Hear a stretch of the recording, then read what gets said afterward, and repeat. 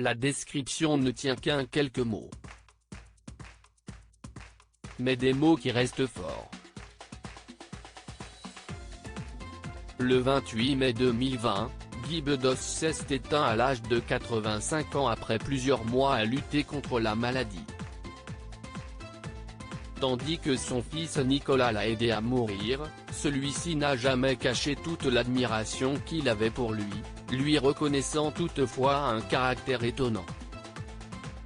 Il était merveilleux, et d'une seconde à l'autre, extrêmement brutal et parfois désobligeant, a ainsi confié le réalisateur dans une interview accordée à Audrey Crespo-Mara pour 7 à 8, diffusée dimanche 25 juillet.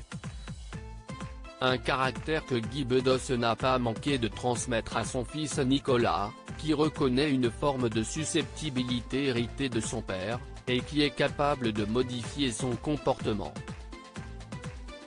Il avait un caractère, et en même temps on lui pardonnait tout, admet Nicolas Bedos, qui a beaucoup trouvé en son père, un critique, mais aussi un pilier dans sa carrière.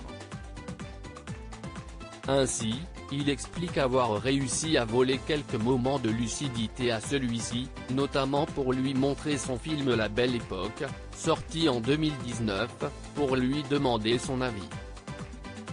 Et puis son sourire.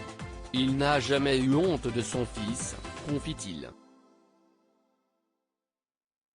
Nicolas Bedos ému par un sketch de son père même plusieurs mois après la mort de Guy Bedos, son fils Nicolas ne cesse de lui rendre hommage à l'occasion, et s'émeut régulièrement sur les plateaux de télévision où on lui parle de lui.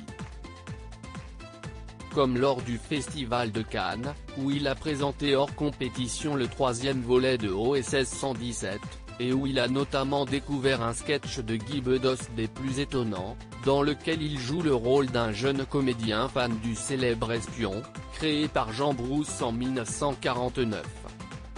Des images qui ont bouleversé Nicolas Bedos, qui s'est étonné de cette coïncidence alors qu'il vient de réaliser OSS 117, Alerte rouge en Afrique noire.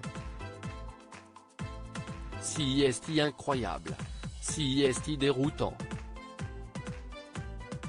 S'est-il ému, expliquant ne jamais avoir vu ces images, avant de couvrir son père d'éloges.